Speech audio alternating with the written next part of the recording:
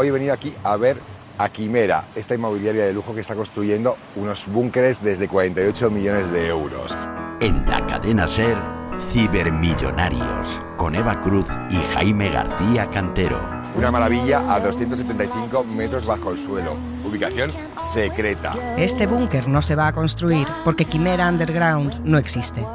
Es fruto de la imaginación de los guionistas Alex Pina y Esther Martínez Lobato y parte del marketing de su nueva serie para Netflix, El Refugio Atómico.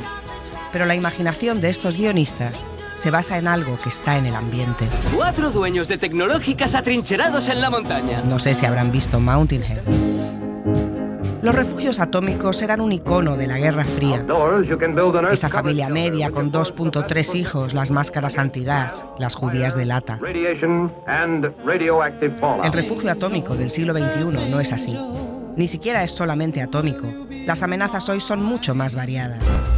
Catástrofes climáticas, guerras civiles alimentadas por bulos, desmoronamiento de la estructura social o un meteorito como en No mires arriba. Hay una nave por si fallábamos. La supervivencia al apocalipsis es ahora cuestión de estatus.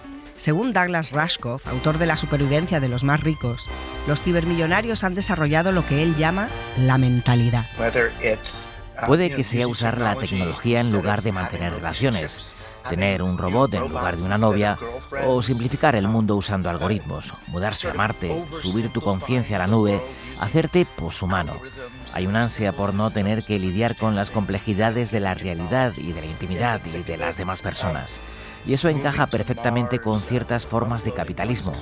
No ser nunca la persona que está trabajando, no ser el que se ensucia, el que cava la zanja, el que cultiva el alimento, no ser ni siquiera el que está en la tienda ni el que hace las actividades creativas. No, la mentalidad exige que seas el que invierte, el que tiene las acciones o los derivados de los derivados. La mentalidad es la idea de que puedes ganar el suficiente dinero como para escapar de la realidad que has creado ganando ese dinero, o construir tanta tecnología como para escapar en cohete del planeta que has destruido construyendo esa misma tecnología. Esto parece una fantasía filosófica, pero no lo es. Hay personas en la Casa Blanca con Donald Trump que creen abiertamente que el propósito de la humanidad es llevarles a ellos a la siguiente etapa, que nosotros, los seres humanos, somos un estado larvario de la especie, mientras que ellos desarrollarán alas y llegarán al próximo lugar. Para el cibermillonario que aprenderemos a ser hoy, ese próximo lugar es su hacienda de 193 hectáreas junto al lago Wanaka, en Nueva Zelanda. Y no, este programa no tiene presupuesto para llevarles hasta allí, pero sí para descubrir cómo ser Peter Thiel.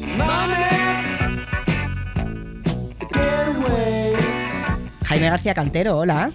Hola, Eva Cruz. Bueno, a lo largo del verano vamos a aprender sobre los cibermillonarios, estos magnates de la tecnología, estos tecnobros, que están cambiando el mundo con sus inventos cibernéticos y sus fortunas colosales. ¿Por qué empezamos esta serie de programas por Peter Thiel, que es el más desconocido de todos? Bueno, Peter Thiel es desconocido, pero el pérfido y sofisticado Peter Thiel es el epicentro del terremoto ultraderechista que ha destrozado Silicon Valley. Es además el gran profeta tecnolibertario. Es un hombre tremendamente influyente en el mundo emprendedor, es el vórtice, es el nexo, es el nodo central de la red que conecta a todos nuestros cibermillonarios y es además el CEO de la compañía Palantir, que va a ser fundamental para entender el futuro de la defensa en un mundo en el que empezamos a hablar de la Tercera Guerra Mundial. Y por si fuera poco, es el hombre que susurra al oído al vicepresidente J.D. Vance. Bueno, aquí la importancia de alguien se mide en dólares y le hemos pedido que nos haga de calculadora hoy a Pablo Anzola, que es compañero de economía de la cadena SER. Peter Thiel, puesto 103 en la lista de personas más ricas del mundo. Fortuna estimada 20.100 millones de dólares. No es el más rico, pero sí el inversor con más visión. Fundó la empresa de pagos online PayPal y cambió nuestra forma de comprar. Fue el primer inversor en Facebook y cambió nuestra forma de relacionarnos. Ha invertido también en LinkedIn, en Airbnb o en SpaceX. La empresa más importante que está ahora bajo su mando es Palantir, que está cambiando la forma que tienen los gobiernos de vigilarnos. Enough was enough! And I said, let Trumpomania Jaime, este señor que grita, o mucho me equivoco, o es Hulk Hogan, el rey de la lucha libre, arrancándose la camisa por Trump en la convención republicana. Bueno, Hulk Hogan formaba parte de esa fauna variopinta que apoyaba al señor Donald Trump en la convención republicana, donde también estaba nuestro invitado Peter Thiel, pero que tiene mucho más en común. Hace años, Gawkers, una revista online, publicaba un vídeo sexual de Hulk Hogan en el que el problema no era solamente el contenido, sino con quién tenía ese contenido, que era la mujer de uno de sus mejores amigos. Claro, Hogan denunció a la revista y detrás de un proceso absolutamente millonario por ambas partes, consigue una gran victoria que hace que Gawkers tenga que cerrar. Lo que no sabíamos en ese momento es que el que financiaba ese proceso legal era nuestro protagonista, Peter Thiel, en un proceso de venganza servida muy, muy fría, porque años antes Gawkers fue la primera revista que publicó que Peter Thiel era gay. Pero después de ese episodio que tú cuentas, Thiel asumió su condición sexual sin mayor problema, escucha. I am proud to be gay. I am proud to be a Republican. But most of all, I am proud to be an American. Ser gay y republicano no es fácil, tampoco lo es ser un libertario y tener la empresa de vigilancia más importante del mundo, pero vamos al principio. Le hemos pedido a Ana Usle que nos cuente cómo el niño que fue Peter Thiel se convirtió en el hombre que hoy es Peter Thiel.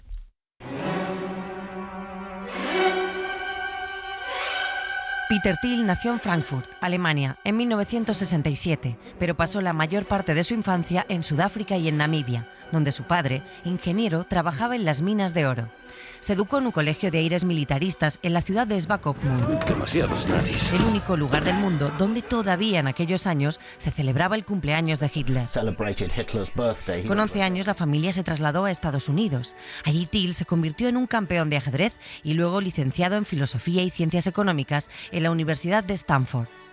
Descontento con la deriva woke del currículum académico, funda la revista más conservadora de la historia de esa universidad, The Stanford Review, cantera de secretarios de Estado y embajadores de la administración Trump. Thiel pone semillas y le suelen florecer. Le pasó también con PayPal, que dio nombre no solo a su primera empresa, sino también a la llamada PayPal Mafia, un grupo de inversores con profundas redes de influencia entre Silicon Valley y el mundo del dinero. Peter Thiel es un líder intelectual, escritor y devorador de libros. De pequeño, leyó todo Isaac Asimov y era devoto de la ultraliberal Ayn Rand, que describe al hombre ideal como racional, independiente y de gran autoestima. Para un chico como Thiel, tímido, difícil y con pocos amigos, estos ideales eran alimento espiritual. Pero el libro que dice haber leído más de 10 veces es El Señor de los Anillos. ¿Quién tendrá ahora la fuerza de hacer frente a los ejércitos de Isengard y Mordor? Palantir, el nombre que le dio a su empresa más importante, es una piedra visionaria que usa Saruman para espiar a los pueblos de la Tierra Media. Saruman es esclavizado y corrompido por Sauron.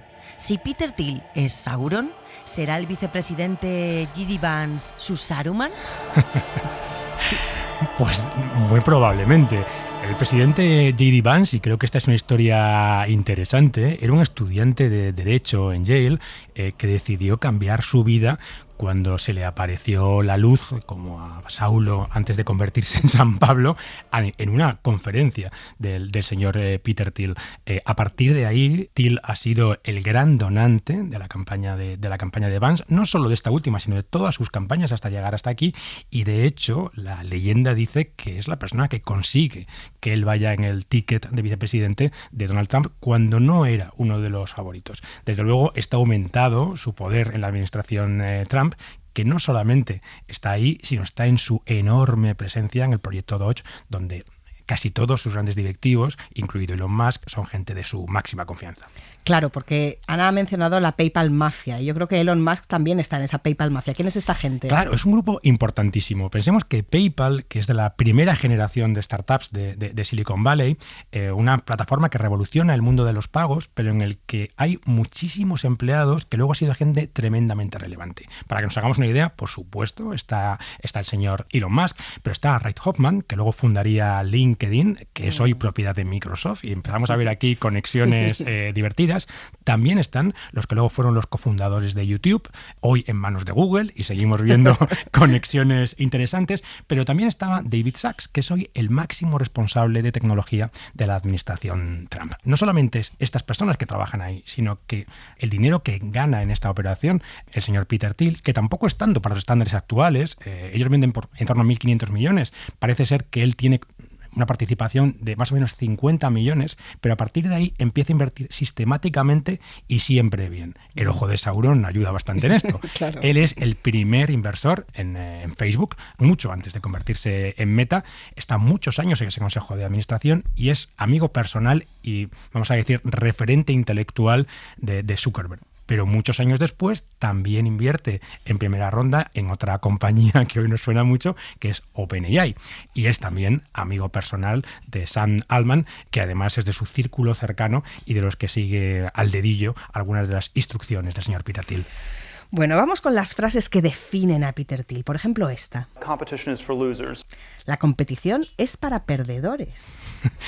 Curioso en un republicano supuestamente liberal, esto de que no le guste la competencia.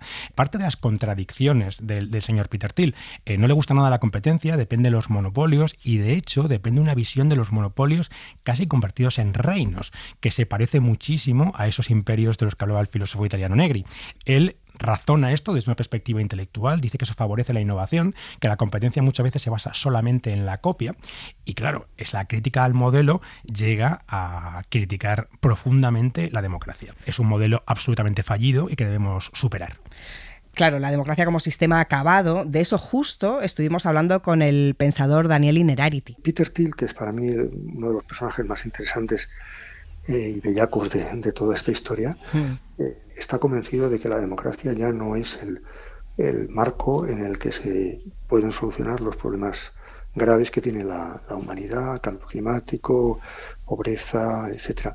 Él lo dijo y él lo cree y él tiene también mucho dinero, pero me interesa más por qué eso lo dice y por qué eso resulta verosímil a una capa amplia de la población. O sea, ¿por qué un personaje como Milei con la motosierra conecta con la libertad de Ayuso, con el recorte de la administración propuesto por Musk, con el tecnosolucionismo de Zuckerberg y de la idea de control tecnológico de los procesos de comunicación? A mí me interesa muchísimo más eso que explicarlo todo por un negocio, porque incluso hay gente incluso que estaría dispuesta a perder dinero. Te puedo decir que tiene 20.100 millones de dólares y que a fecha de 2025 ocupa el puesto 103 en la lista de los más ricos. Sí, me parece fascinante que estos personajes que se han dedicado a hacer dinero, que han querido que se les regule poco, ahora mismo estén, más que pidiendo poca regulación, ser ellos los reguladores, ¿no? Yo creo que estamos en un cambio de época que tiene que ver con el hecho de que hasta relativamente poco había una discusión legítima entre los partidarios de un poco más de regulación y los partidarios de un poco más de innovación y de libertad, ¿no? Es la vieja discusión socialdemócratas, liberal-conservadores, ¿no? Estado, mercado, ¿no? Y en ese marco nos habíamos desenvuelto y nos habíamos peleado mucho y a veces intensamente porque no tenemos la misma visión del mundo. Pero nadie se había salido de eso, ¿no? Y yo creo que las nuevas extremas derechas y los nuevos ultrarricos y tecnofeudales se han salido completamente de ese marco de juego, ¿no? Y luego hay otra cosa, y es el hecho de que habíamos pensado que tecnología, desarrollo económico, democratización, derechos humanos, todo eso iba de la mano. Eso es un presupuesto que ahora mismo se ha visto como muy débil.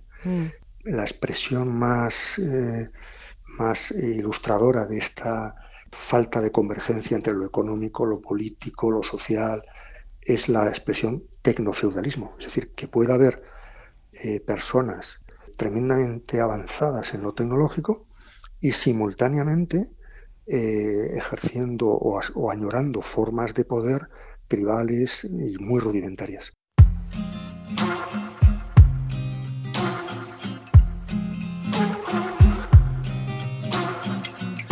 Es un personaje fascinante y aterrador. Para comprender mejor a Peter Thiel hemos hablado con Daniel Iriarte, un periodista que ha vivido en más de 40 países y que acaba de publicar Guerras Cognitivas en la editorial ARPA. Lo primero que le preguntamos fue ¿qué es Palantir? Bueno, Palantir es una empresa que sobre todo se dedica a la agregación de datos, a buscar datos de donde puede. Palantir tiene 4 ramas y la que aquí nos interesa es Palantir Gotham, que es la que esos datos se aplican al mundo de la vigilancia, de la inteligencia y demás. Su trabajo, el trabajo de la empresa, es tratar de detectar patrones que un analista humano no puede ver, pues cruzando todos esos datos, ¿no? Y eso es una información muy útil. Es una empresa que surge directamente después del 11 de septiembre para ofrecer este tipo de servicios pues, a las agencias de inteligencia. Y en Gaza han estado presentes, han estado ayudando al ejército israelí a marcar patrones, a marcar objetivos a los que bombardear, etcétera. Si Elon Musk es el hombre que puede privatizar o externalizar la NASA, ¿no? Peter Thiel puede ser el hombre que externalice la CIA, ¿no? Porque al final cada vez más la actividad que hace la CIA es una actividad que se basa en tecnología y que se basa en agregación de datos, que es lo que hace Peter Thiel. ¿Cómo ves esta presencia creciente de los ciber en general, pero muy en particular de Thiel en el gobierno americano? Es que lo que está pasando en el gobierno americano es un tecnogolpe, por así definirlo. O sea, tenemos la oficina de gestión de Elon Musk, la oficina de eficiencia gubernamental, el DOGE o DOGE, no sé cómo se pronuncia muy bien, pero esta oficina que en realidad, más que, o al menos en paralelo a lo que es el recorte de gastos, lo que están haciendo es sacar datos. Y esos datos se están integrando en grandes bases de datos, ¿sí? Gestionadas por Palantir. O sea, Palantir acaba de firmar un contrato de 30 millones con ICE, por ejemplo, con la Oficina de Aduanas y Inmigraciones, para integrar datos de potenciales inmigrantes ilegales en el país que lo sacan de otras bases que hasta ahora estaban vedadas para ellos, como puede ser la base de tráfico, puede ser la base de salud, las bases de impuestos, que esto ha sido una gran línea roja en Estados Unidos siempre. Quiero decir, Estados Unidos es un país muy peculiar en el sentido de que los inmigrantes pagan impuestos aunque no reciban servicios, porque ha sido siempre una iniciativa, una manera de demostrar que están aquí para ayudar a levantar el país, ¿no? Para tu americanidad, ¿no? Para entonces, sentirte estadounidenses, pagar impuestos en Estados Unidos. Eso es. Y entonces esos datos han estado siempre blindados. Y sin embargo ahora se han empezado a utilizar para buscar a esos inmigrantes ilegales, porque el sistema también de naturalización es muy duro en Estados Unidos. Uno puede ser inmigrante durante 25 o 30 años y seguir siendo ilegal, ¿no? Y entonces, claro, el que esos datos se estén utilizando ahora para cuestiones de seguridad, pues es muy preocupante. Palantir firma un contrato por valor de más de 90 millones de dólares, no sé si son 96, por 5 años, para agregar, para crear software que permita unir todas estas bases de datos, utilizarlas para esto. Pero es que ahora acabo de firmar otro contrato de otros 30 millones para hacerlo todavía más eficiente, ¿no? Entonces, claro, está siendo el gran negocio. Menudo ojo, pero no solo con el gobierno americano, porque Palantir tiene contratos con otros muchos gobiernos, incluido el español. El Ministerio de Defensa anunció este año un contrato con Palantir sin publicidad ni concurso público por valor de 256.200 euros, que no es mucho dinero, pero al principio de la pandemia llegó a un acuerdo con el NHS, con el Servicio de Salud Británico, por una sola libra. Tiempo después consiguió un contrato por 680 millones para renovar el software de todo el sistema de salud, y esto fue súper polémico. Es un truco comercial más viejo que el hilo negro, ¿no? Primero te dan algo gratis a cambio de un compromiso a largo plazo. Pero más allá de esto, hay una sensación como de una cierta inevitabilidad en contratar con estas empresas tan poderosas, ¿no? Un miedo de los gobiernos a que si no lo hacen se van a quedar fuera, se van a quedar atrás, van a perder la guerra tecnológica. ¿Esto es así? Realmente lo que tiene Palantir es una herramienta que es la más potente. Es que realmente hay otras, pero no llegan a la altura de esta en cuanto a, en la capacidad de cruzamiento de datos, de detección de patrones y demás. Y como todo, pues las herramientas pueden tener usos legítimos o no. Quiero decir, estamos en un entorno muy inestable, hay una amenaza yihadista, por ejemplo, bastante pronunciada, hay una amenaza en general extremista, ¿no? Y eso, pues bueno, puede ser un uso legítimo, ¿no? El encontrar patrones que te indiquen que alguien, pues por ejemplo, se está preparando para una comisión de un atentado. Pero como todo, el aparato de vigilancia pues se puede utilizar para otras cosas, ¿no? Es decir, estamos creando, mediante las redes sociales en general, pero sobre todo con aplicaciones como esta, la posibilidad de crear el mayor aparato de vigilancia de la historia. Y además estamos dando esos datos gratis, ¿no?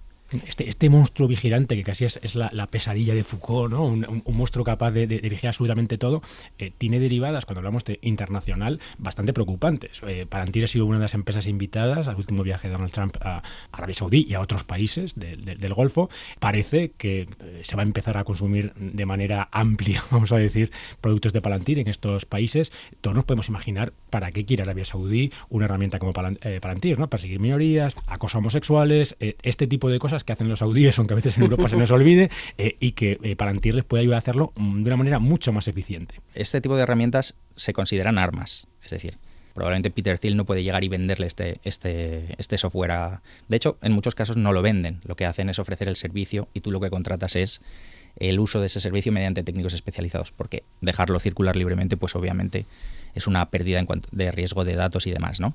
Y no lo pueden difundir así como así, pero claro, si el gobierno de Estados Unidos está perfectamente de acuerdo con que un gobierno altamente represivo como es el de Arabia Saudí lo utilice, pues bueno, la empresa, desde luego, escrúpulos morales en ese sentido no tiene. Claro, empieza a haber una tendencia tecnológica y geopolítica, casi es que es la dictadura como servicio, ¿no? O sea, tú vas a poder entrar en una web y contratar servicios para vigilar, acosar, manipular la opinión pública, y esto a clic de botón, ¿no? Entras en una web y puedes recibir este tipo de servicios. ¿Qué efectos tiene esto?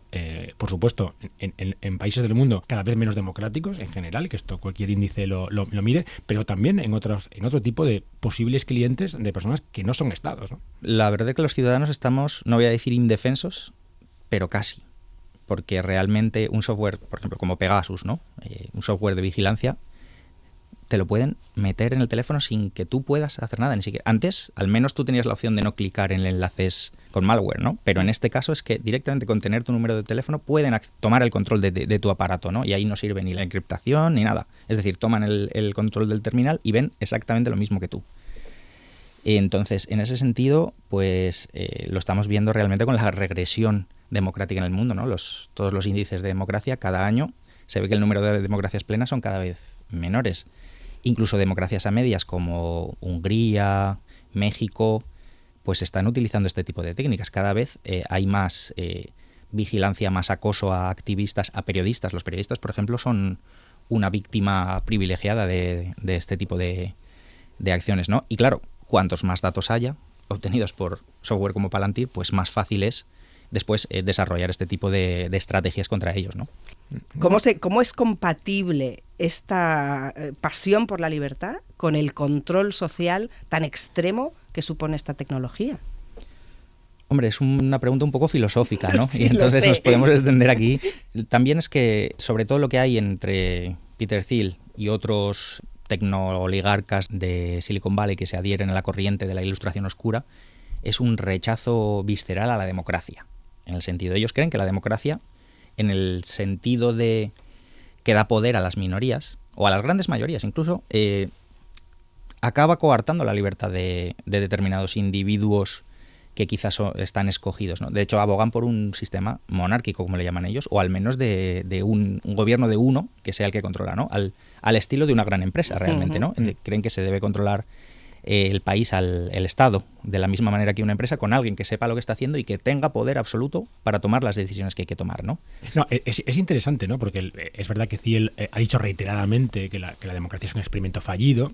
Y es verdad, como bien dices, que hay mucha gente en la parte intelectual, en esta ilustración oscura, que dice cosas parecidas. La gran diferencia es que Thiel ha construido una herramienta para conseguirlo. O sea, es decir, está de esas ideas, vamos a decir, filosófico-bizarras, ¿no? Que a veces tiene la ilustración oscura, muy basadas en provocaciones, casi en butards, ¿no? Simplistas, pero es dotando esto de unas herramientas prácticas cada vez más preocupantes, que le van a obligar a tener razón, porque él le está dando esas herramientas para conseguir lo que quería.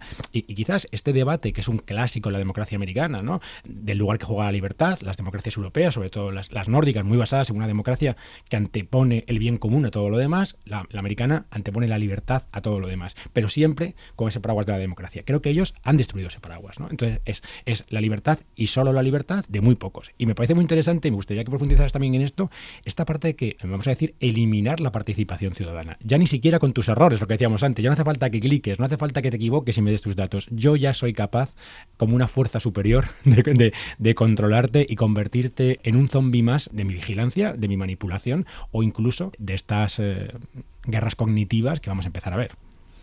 Claro, es que lo preocupante que hay aquí es que esta filosofía de la ilustración oscura, que es un poco realmente bizarra, es una mezcla de muchas cosas que puede ser incluso contradictorias, pero es muy influyente en personas que ahora mismo tienen mucho poder en el gobierno de Estados Unidos, que hace 10 años no lo tenían, y sin embargo ahora sí, ¿no? El gran profeta de la ilustración oscura, el primer pensador de ellos, Curtis Yarvin, este hombre define esta corriente como la mezcla de dos fuerzas. Por un lado, el espíritu de la ingeniería moderna, y por el otro, la gran herencia histórica del pensamiento predemocrático de la antigüedad, el periodo clásico y la época victoriana. Mediante la tecnocracia vamos a volver a una edad oscura, dorada, para ellos es dorada, anterior.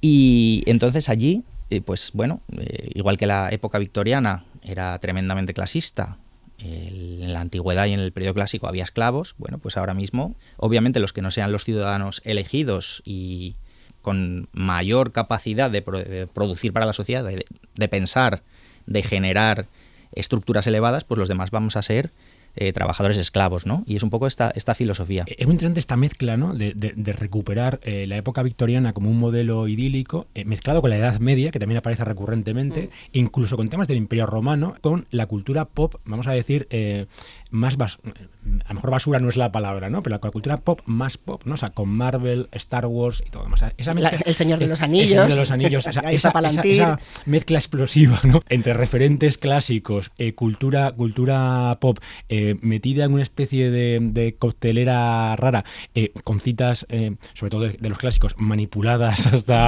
y retorcidas hasta el infinito, y cómo esto es capaz de convencer a gente supuestamente inteligente, ¿no? Curtis Yarvin, él mismo se define como el Lord Sith del pensamiento reaccionario. Total.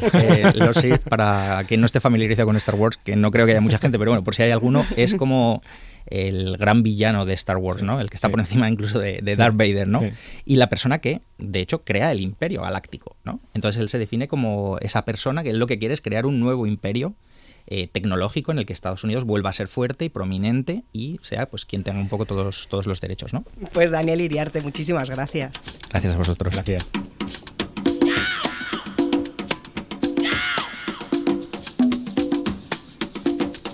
Bueno, me he quedado con la sensación de que cuanto más hablamos de Peter Thiel, menos tengo la sensación de controlarlo. Pero lo que sí podemos hacer es dedicarle una canción. Sí, que yo tengo bastante claro que para un hombre de wealth and taste, para un hombre de buen gusto y riqueza, no podía ser otra que el Sympathy for the Devil de los Rolling Stones.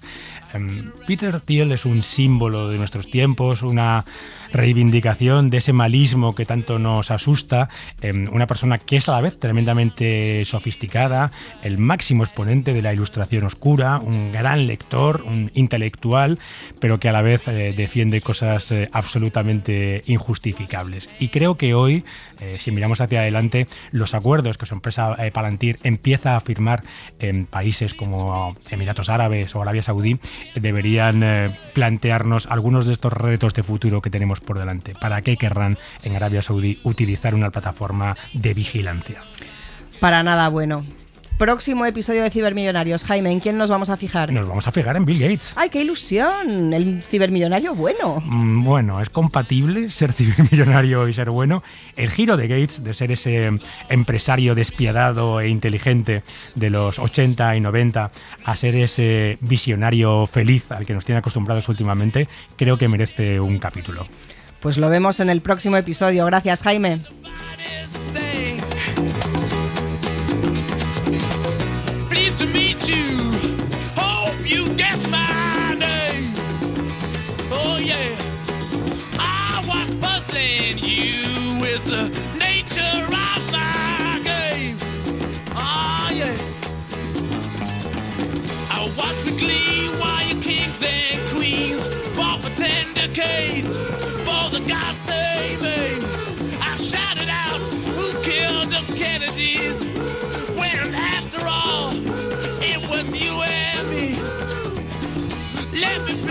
Introduce myself. I'm a man of wealth and taste. I lay track